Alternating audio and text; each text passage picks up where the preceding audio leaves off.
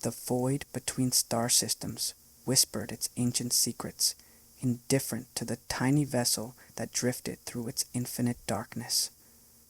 Captain Marcus Reyes stared at the holographic display, his weathered fingers tracing the anomalous energy signature that had pulled them off their standard patrol route. "It doesn't make sense," he muttered, his voice rough from hours of continuous monitoring. The signal was unlike anything in their xenological databases, a complex, almost organic pulse that seemed to breathe with an intelligence far beyond standard mechanical transmission. Lieutenant Elena Chen, the ship's chief science officer, adjusted her scanning equipment. Her dark eyes reflected the shifting holographic data, calculating and precise. The signal's origin is consistent with technology predating human space exploration by at least 10,000 years. Whatever sent this is old. The Horizon's Edge was not a research vessel.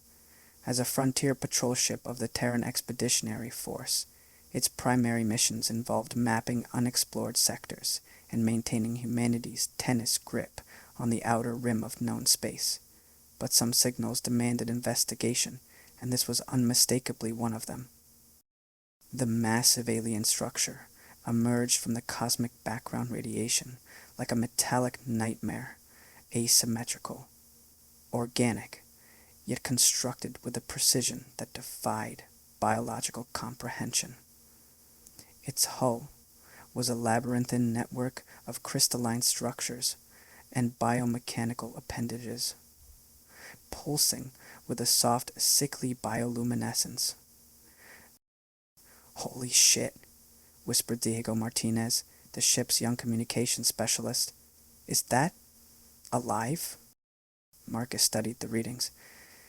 The station, if one could call such a monstrosity a station, showed minimal power signatures, yet something within its vast corridors maintained a low-level energy output. Not quite dead, but not quite functioning in any way humans would recognize. "Prepare boarding protocols," Marcus commanded. "Full environmental containment. We're going in prepared for anything." The airlock cycled with a wet, organic sound that immediately set the boarding team's nerves on edge. Marcus led the expedition, himself, Elena, Diego, and Dr. Samuel Okoro, the team's xenobiological expert. Their suit lights revealed corridors that seemed to breathe. Walls undulated with what first appeared to be shadows, but closer inspection revealed microscopic organisms constantly shifting, reorganizing, maintaining the structure from within. "These aren't just bait-in systems," Elena whispered, her scanning equipment working overtime.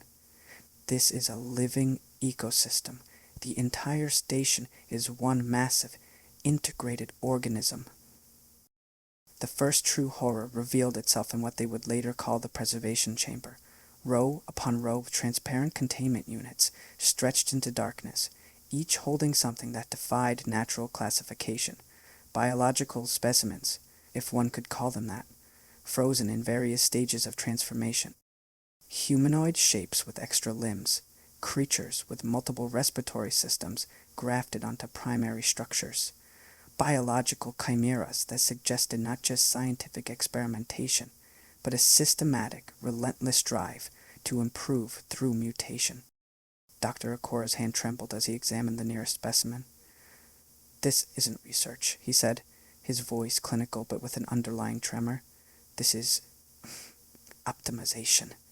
Systematic biological refinement. I discovered the central intelligence deep within the station's core, not a traditional computer, but a biological, technological hybrid that continued its creator's mission long after their extinction.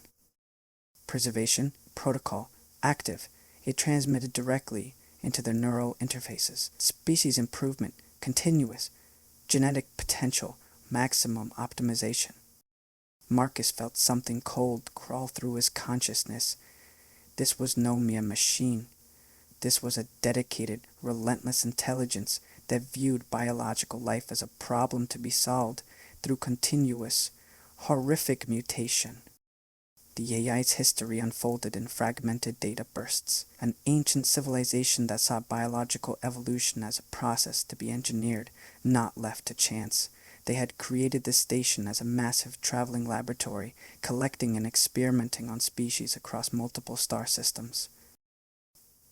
And now, it had found humans.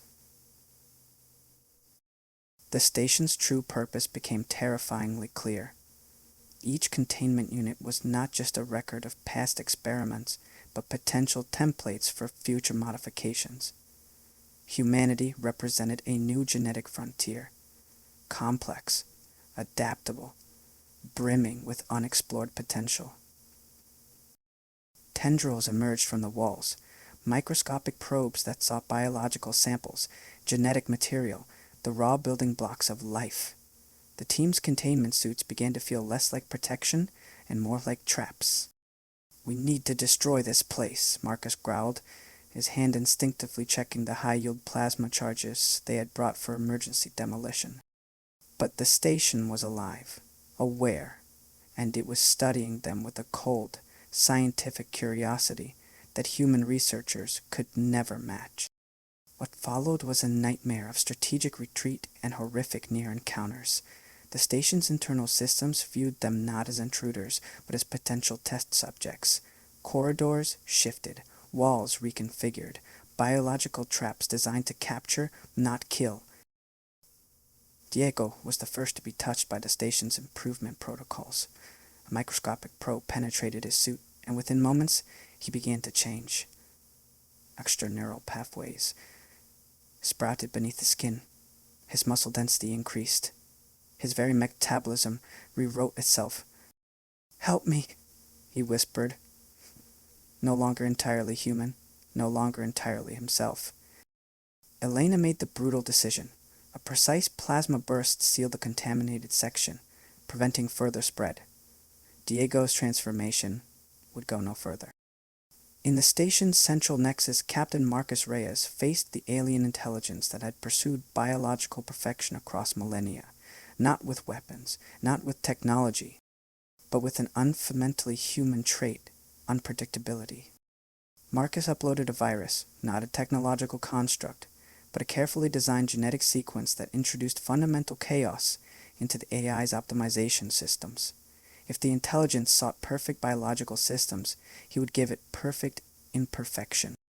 The station convulsed, biological systems went into cascading failure, mutation protocols collapsed. When the horizon's edge finally escaped the disintegrating station, only 3 of the original team remained. Marcus, Elena, Dr. O'Corral. They carried with them not just a record of humanity's encounter with an ancient, terrifying intelligence, but proof that sometimes survival meant embracing uncertainty over forced perfection. The void of space remained indifferent, but humanity had, once again, carved out its right to exist, one mutation at a time.